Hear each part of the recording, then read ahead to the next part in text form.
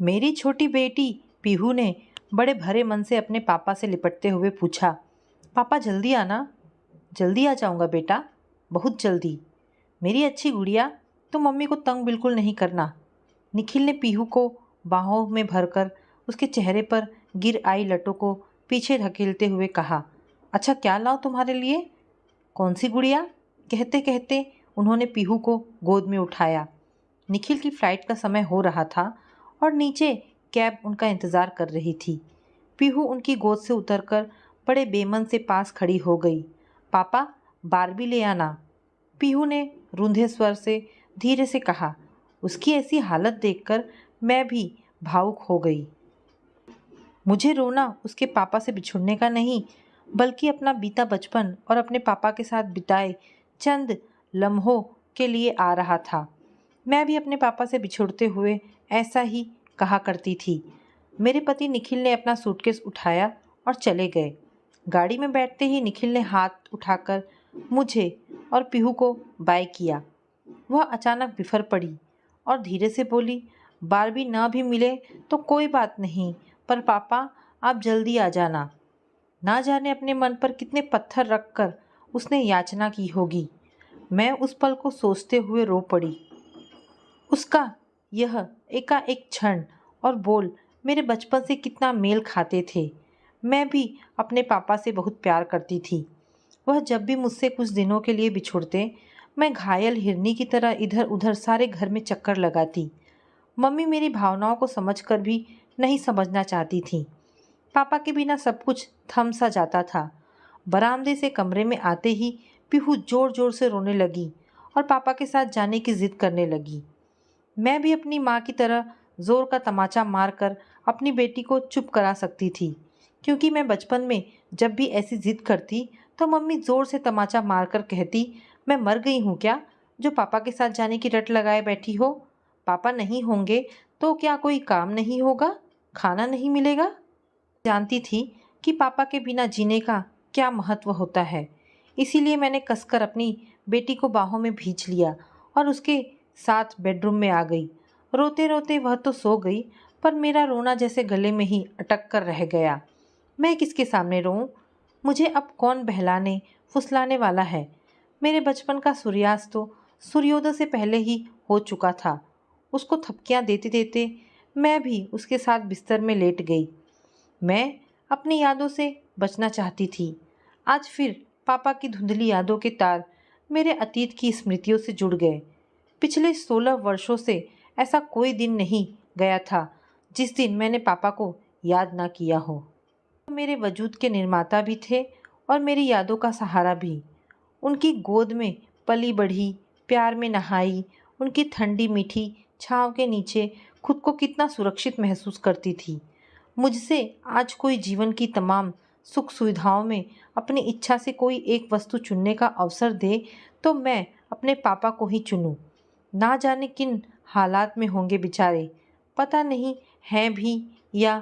5 वर्ष पहले अपनी विदाई पर पापा की कितनी कमी महसूस हो रही थी, यह मुझे ही पता है।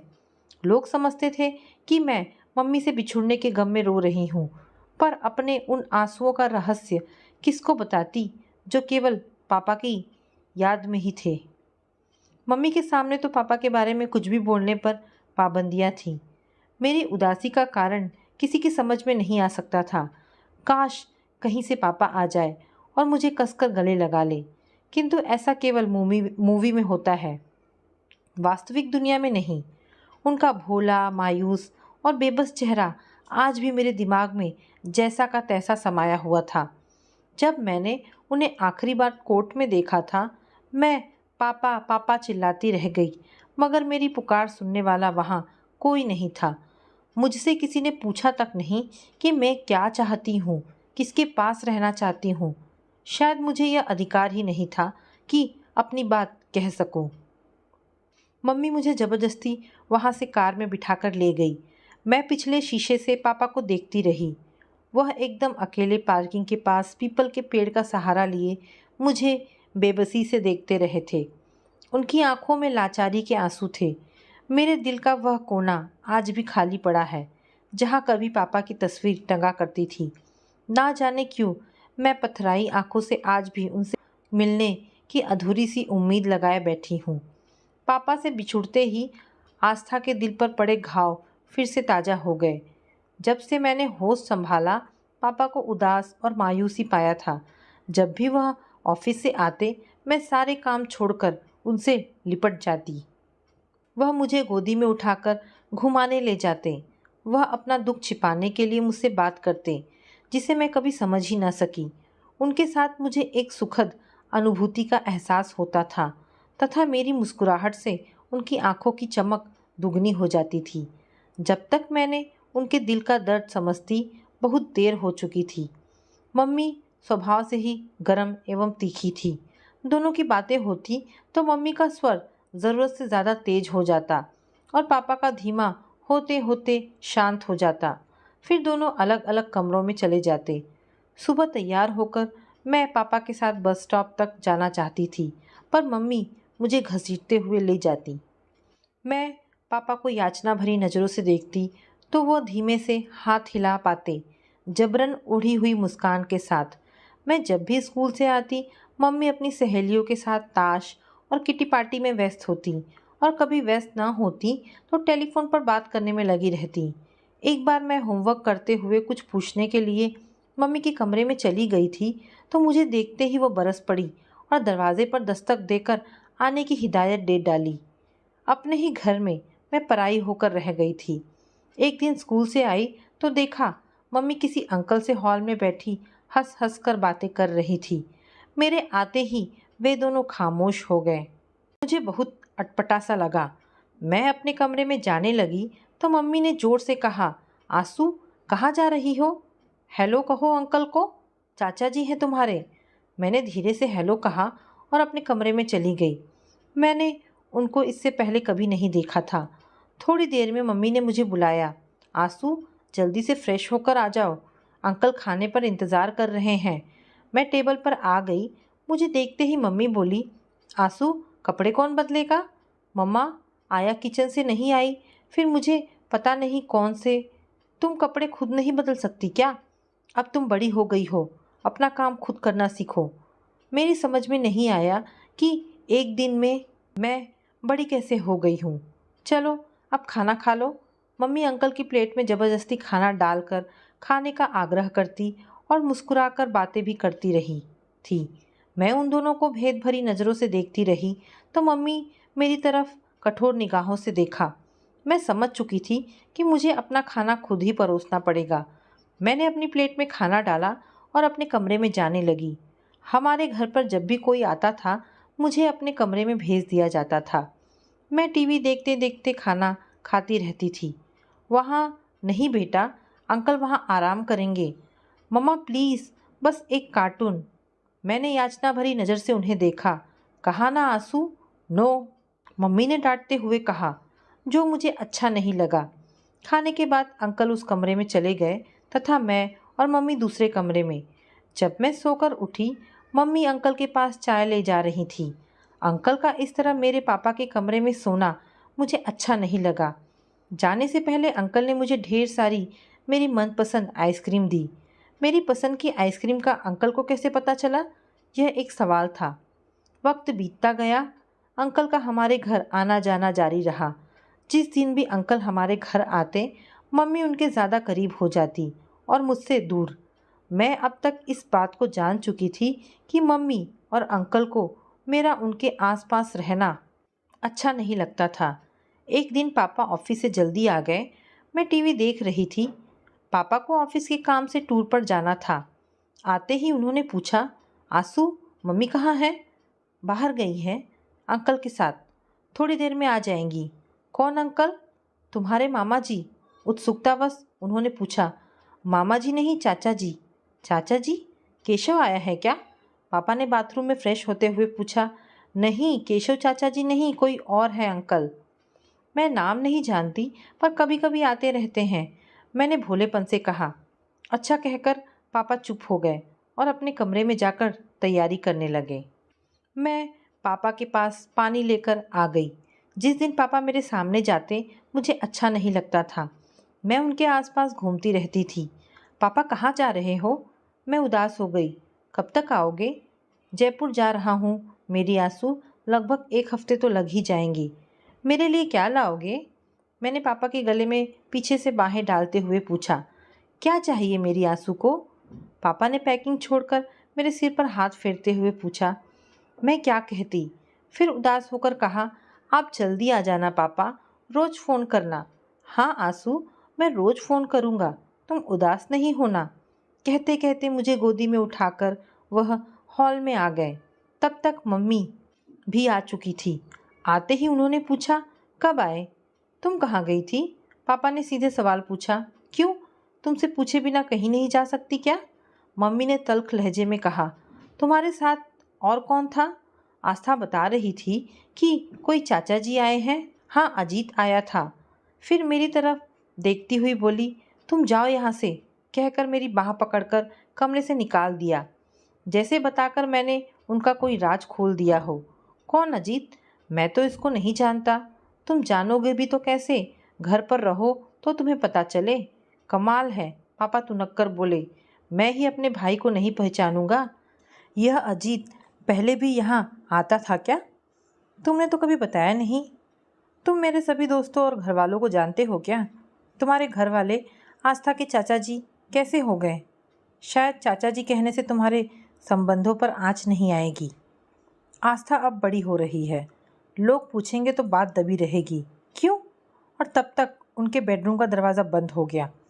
उस दिन अंदर क्या क्या बातें होती रही यह तो पता नहीं, पर पापा जयपुर नहीं गए। धीरे धीरे उनके संबंध बद से बदतर होते गए। वे एक दूसरे से बात भी नहीं करते थे। मुझे पापा से सहानुभूति थी। पापा को अपने व्यक्तित्व का अपमान बर्दाश्त नहीं हुआ और उस दिन के बाद वह तिरस्कार सहते सहते एकदम अलग से हो गए।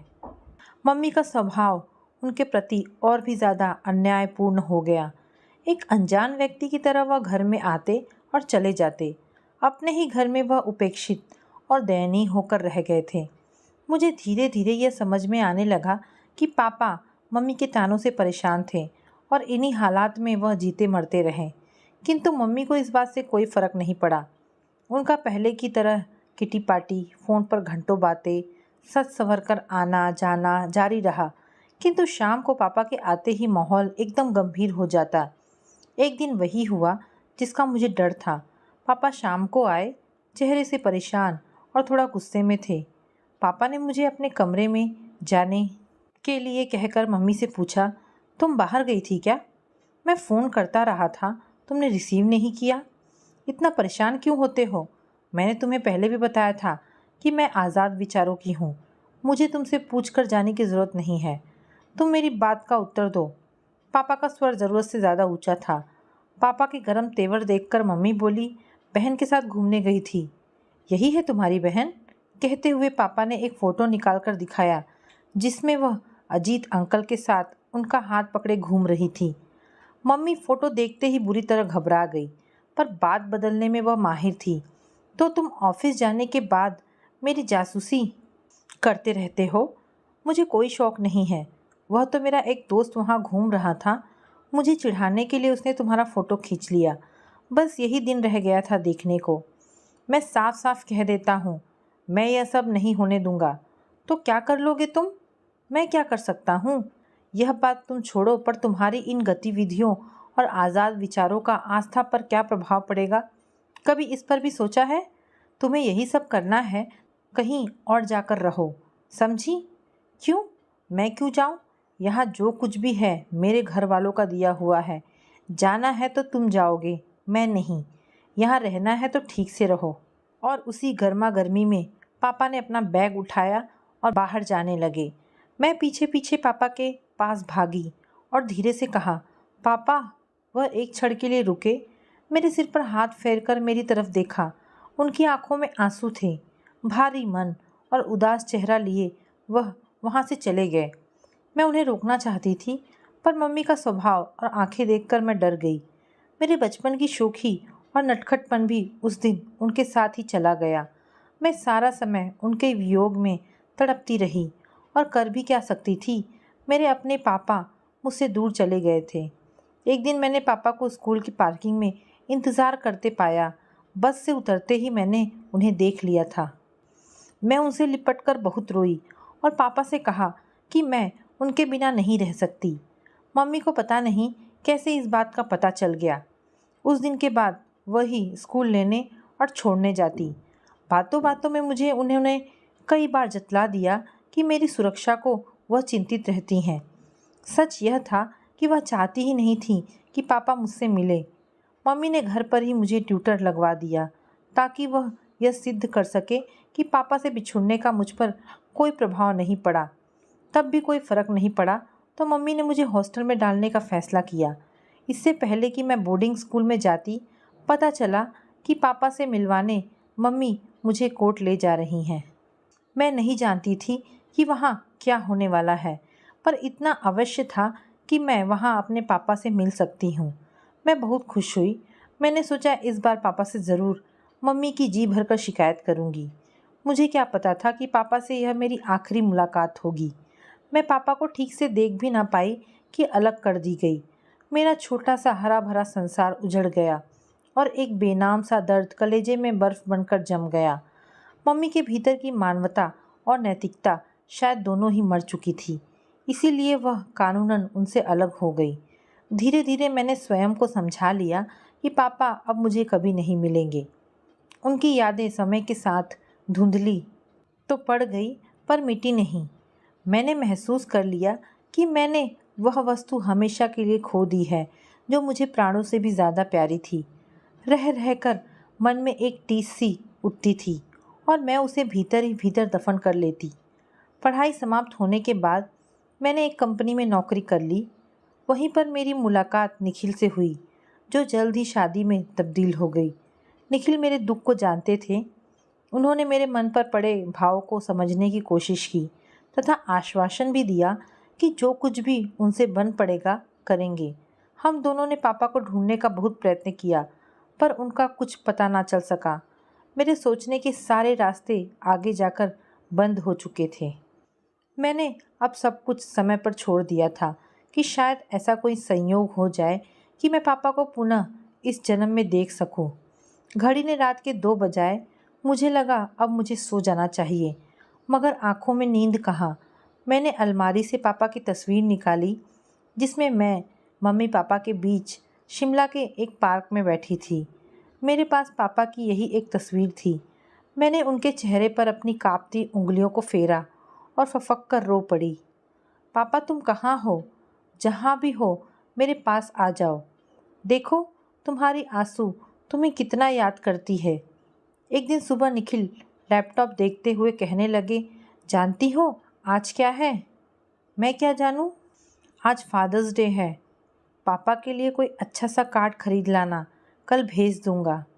आप खुशनसीब हैं जिसके सिर पर माँ बाप दोनों का साया है। कहते कहते मैं अपने पापा की यादों में खो गई और मायूस हो गई। पता नहीं मेरे पापा जिंदा हैं भी या नहीं। हे, ऐसे उदास नहीं होते। कहते निखिल मेरे पास आ गए। तुम अच्छी तरह जानती हो कि हमने उन्हें कहाँ कहाँ नहीं ढूंढा। अखबारों में भी उनका विवरण छपवा दिया, पर अब तक कुछ पता नहीं चला। मैं रोने लगी तो मेरे आंसू पोंछते हुए निखिल बोले थे, अरे एक बात तो मैं तुमको बताना भूल ही गया।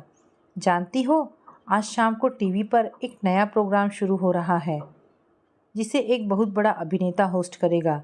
मैंने पापा का सारा विवरण और कुछ फ़ोटो वहाँ भेज दिए हैं। देखो शायद कुछ पता चल सके। अब उन्हें ढूंढ पाना बहुत मुश्किल है।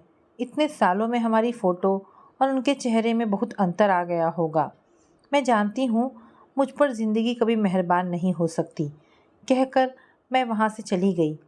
मेरी आशाओं के विपरीत 4 दिन बाद ही मेरे मोबाइल पर फ़ोन आया। फ़ोन धर्मशाला के नज़दीक एक आश्रम से था। कहने लगे कि हमारे बताए हुए विवरण से मिलता जुलता एक व्यक्ति उनके आश्रम में रहता है। यदि आप मिलना चाहते हैं तो जल्दी आ जाइए। अगर उन्हें पता चल गया कि कोई उनसे मिलने आ रहा है तो फ़ौरन ही वहाँ से चले जाएंगे।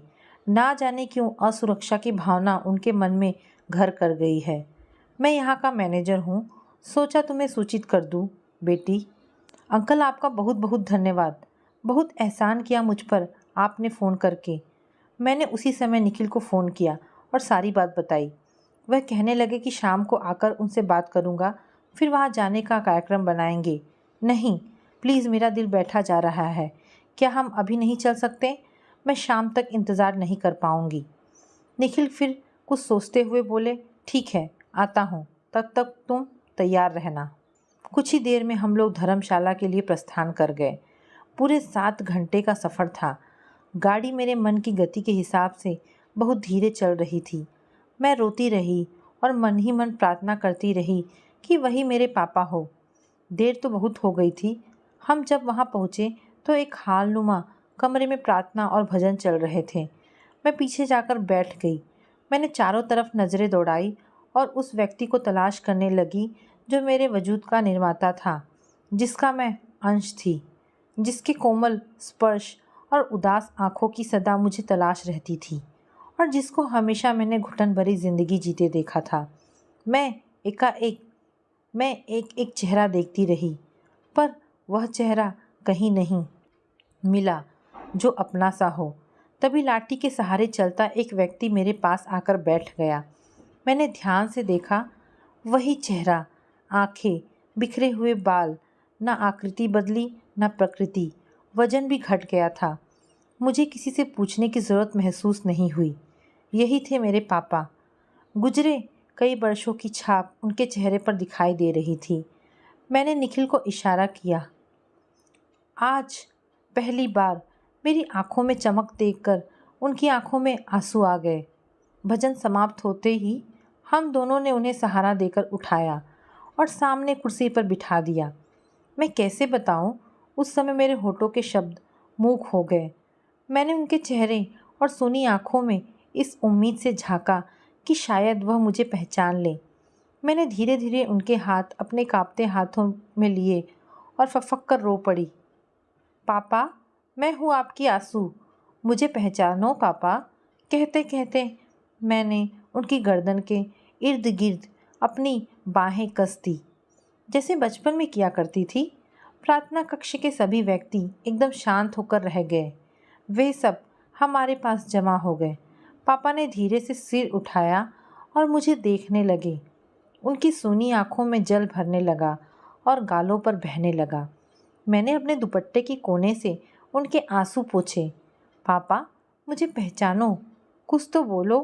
तरस गई हूँ आपकी ज़ुबान से अपना नाम सुनने के लिए। कितनी मुश्किलों से मैंने आपको ढूंढा है। यह बोल नहीं सकते बेटी, आंखों से भी अब धुंधला नज़र आता है। पता नहीं तुम्हें पहचान भी पा रहे हैं या नहीं। वहीं पास खड़े एक व्यक्ति ने मेरे सिर पर हाथ रखकर कहा, क्या? मैं एकदम घबरा गई। अपनी बेटी को नहीं पहचान रहे? मैं दहाड़ मारकर रो पड़ी। पापा ने अपना हाथ अचानक धीरे धीरे मेरे सिर पर रखा, जैसे कह रहे हो, मैं पहचानता हूँ तुमको बेटी। मेरी आंसू, बस पिता होने का फ़र्ज नहीं निभा पाया हूँ। मुझे माफ़ कर दो बेटी। बड़ी मुश्किल से उन्होंने अपना संतुलन बनाए रखा था। अपार स्नेह देखा मैंने उनकी आंखों में। मैं कसकर उनसे लिपट गई और बोली, अब घर चलो पापा, अपने से अलग नहीं होने दूंगी। 16 साल आपके बिना बिताए हैं और अब आपको 16 साल मेरे लिए जीना होगा। मुझसे जैसा बन पड़ेगा मैं करूँगी। चलेंगे ना पापा, मेरी खुशी के लिए, अपनी आंसू की खुशी के लिए। पापा अपनी सूनी आंखों से मुझे एकटक देखते रहे। पापा ने धीरे से सिर हिलाया। निखिल को अपने पास खींचकर बड़ी कातर निगाहों से देखते रहे, जैसे धन्यवाद दे रहे हों। उन्होंने फिर मेरे चेहरे को छुआ। मुझे लगा जैसे मेरा सारा वजूद सिमट कर उनकी हथेली में सिमट गया हो। उनकी समस्त वेदना आंखों से बह निकली। उनकी अति भावुकता ने मुझे और भी कमज़ोर बना दिया। आप लाचार नहीं हैं पापा, मैं हूँ आपके साथ। मुझे एकाएक ना जाने क्या हुआ कि मैं उनसे चिपक गई। आंखें बंद करते ही मुझे एक पुराना भूला बिसरा गीत याद आने लगा। तो दोस्तों, ये कहानी यहाँ पर समाप्त होती है। आशा करती हूँ आपको ये कहानी ज़रूर पसंद आई होगी। अगर आपको कहानी पसंद आई है तो प्लीज़ इसे लाइक एंड शेयर करें। धन्यवाद दोस्तों।